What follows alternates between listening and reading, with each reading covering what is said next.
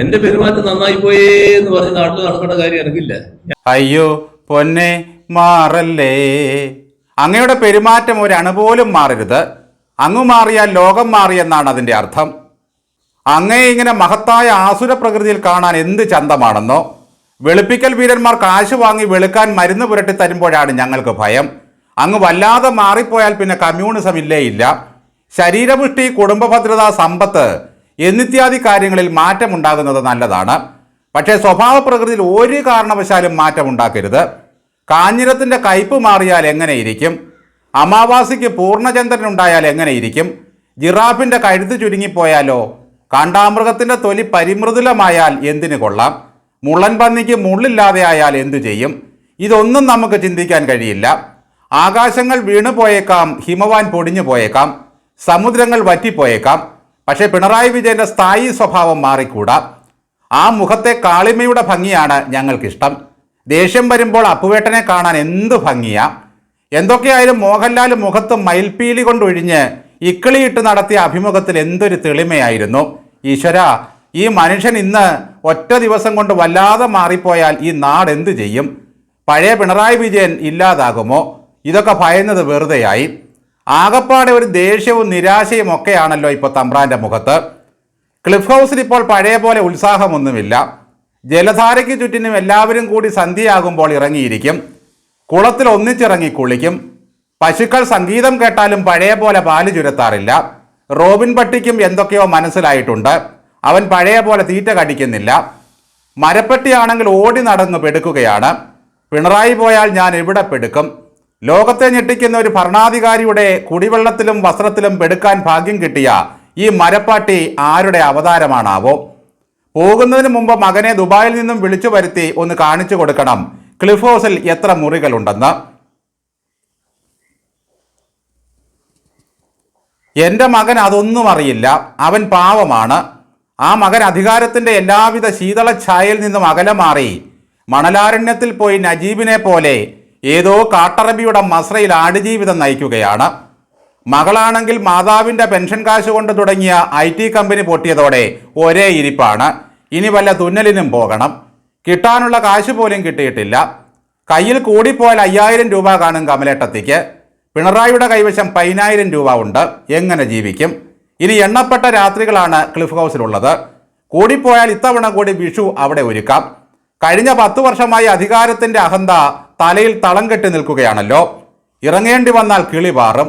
വിജയനഗര സാമ്രാജ്യം തകർന്നു പോകും. അടിമവർഗം ക്ഷയിക്കും. AKG സെന്റർ പുരാവസ്തുവാകും. പിണറായി വെളിച്ചം കടക്കാത്ത ഗുഹയിലൂടെ കുടുംബത്തോടൊപ്പം കണ്ണൂർ കോട്ടയിലേക്ക് ഒളിച്ചോടും. എൻ്റെ പെരുമാറ്റം നന്നായിപ്പോയെന്ന് പറഞ്ഞ് എനിക്ക് നാട്ടിൽ നടക്കേണ്ട കാര്യമില്ല എന്നാണ് പിണറായി പറയുന്നത്. നോക്കണേ, ഊച്ചാളി ഷാജിയും ചെമ്പടയും ഒക്കെ ഫേസ്ബുക്കിൽ പറയുന്ന ഡയലോഗൊക്കെയാണ് മുഖ്യമന്ത്രി നമ്മളോട് പറയുന്നത്. ഇത്രയും കാലം കൊണ്ട് അങ്ങയെ ജനം മനസ്സിലാക്കി കഴിഞ്ഞു. എൻ്റെ പെരുമാറ്റം നല്ലതാണെന്ന് പറയിക്കാനായി എത്ര ഇൻ്റർവ്യൂ കൊടുത്തു, എത്ര നിറഞ്ഞ ചിരിയായിരുന്നു അപ്പോഴൊക്കെ. എത്രയെത്ര ഡോക്യുമെൻ്ററികൾ ഉണ്ടാക്കി, എത്ര പേർ ഒന്നിച്ചു നിന്ന് ഉമ്മിയടിച്ചു. പക്ഷേ പ്രതിപക്ഷ നേതാവിൻ്റെ ഇൻ്റർവ്യൂ ആരും കണ്ടുകൂടാ. അത് പോലീസിനോട് പറഞ്ഞ് ഫേസ്ബുക്കിൽ നിന്നും പൂട്ടിച്ചു. അതാണ് ഞാൻ. അതിലെ കമൻറ്റ് കണ്ടാൽ നാട്ടിൽ കലാപം ഉണ്ടാകും പോലും. ഈ നാട്ടിൽ കലാപം ഉണ്ടാക്കാനുള്ള സകല ട്യൂളും സപ്ലൈ ചെയ്യുന്ന പാർട്ടിയാണ് ഇത്. വളിപ്പാട്ട് പാടിയവനെയും പാരടിപ്പാട്ടുണ്ടാക്കിയവനെയും വരെ കലാപാഹ്വാനത്തിന് അകത്താക്കാൻ ഉത്സാഹിച്ച പിണറായി എന്തൊരു വെള്ളരിപ്രാവാണെന്നോ. ഇപ്പോൾ പറയുന്ന ഒരു വലിയ കാര്യമുണ്ട്. കഴിഞ്ഞ 10 വർഷമായി കേരളത്തിൽ കലാപങ്ങളില്ലത്രേ. ഇപ്പോൾ ജനത്തിന് അതിൻ്റെ കാരണവും മനസ്സിലായി. നിങ്ങൾ പ്രതിപക്ഷമാകുമ്പോഴേ നാട്ടിൽ കലാപം ഉണ്ടാകാറുള്ളൂ. വേറെ ആരാണ് ഇവിടെ മതങ്ങളെ തമ്മിൽ തല്ലിച്ച് ചോര നക്കാൻ നടക്കുന്ന വേതാളങ്ങളുള്ളത്? സമാധാനപ്രിയരായ മനുഷ്യരുടെ മനസ്സിലേക്ക് പൈശാചിക ശക്തികളെ ആവാഹിച്ച് കയറ്റുക എന്നതാണ് നിങ്ങളുടെ ഹീനമായ തന്ത്രങ്ങളിലൊന്ന്. മൂൺബാക്ക് കപ്പുമായി കടിച്ചുകൊണ്ടിരുന്ന പിണറായി വിജയനെ നമ്മൾ കണ്ടു. പിന്നീട് എന്നെങ്കിലും പിണറായി ഇടത് കൈ കൊണ്ട് വെള്ളം കുടിക്കുന്നത് ആരെങ്കിലും കണ്ടിട്ടുണ്ടോ?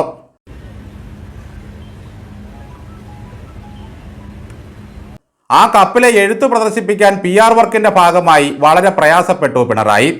ഇടം കൈ കൊണ്ട് ആ കപ്പ് പിടിച്ച് ഫോട്ടോയ്ക്ക് പോസ്റ്റ് ചെയ്തു. പക്ഷേ ജോണി ലൂക്കോസിനോട് പിണറായി പറഞ്ഞതോ, വീട്ടിൽ നിന്നും അബദ്ധവശാൽ എനിക്ക് വെള്ളം കുടിക്കാൻ കൊണ്ടുതന്ന കപ്പാണതത്രേ. മഹത്തായ സന്ദേശങ്ങളും പൈങ്കിളി വർത്തമാനങ്ങളും ആലേഖനം ചെയ്ത എത്രയെത്ര ഗപ്പുകളാണെന്നോ എൻ്റെ വീട്ടിലിരിക്കുന്നത്. അങ്ങനെ എന്തെല്ലാം നുണകൾ.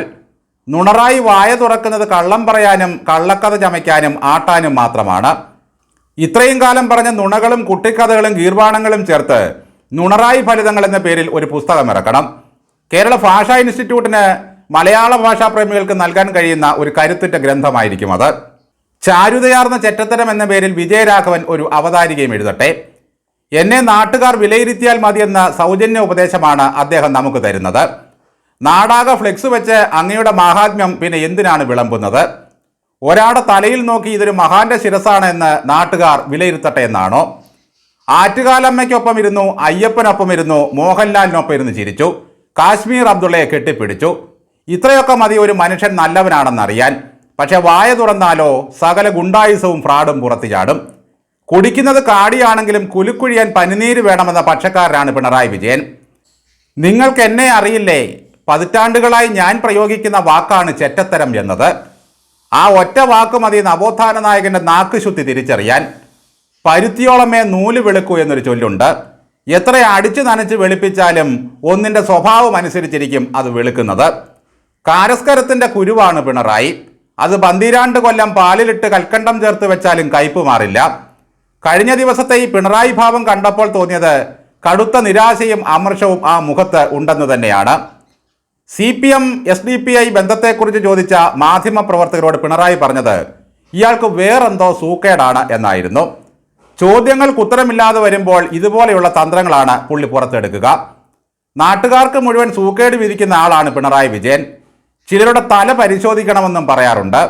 ജനത്തിൻ്റെ സൂക്കേടുകളൊക്കെ മരുന്ന് കഴിച്ചാൽ മാറും സാറേ.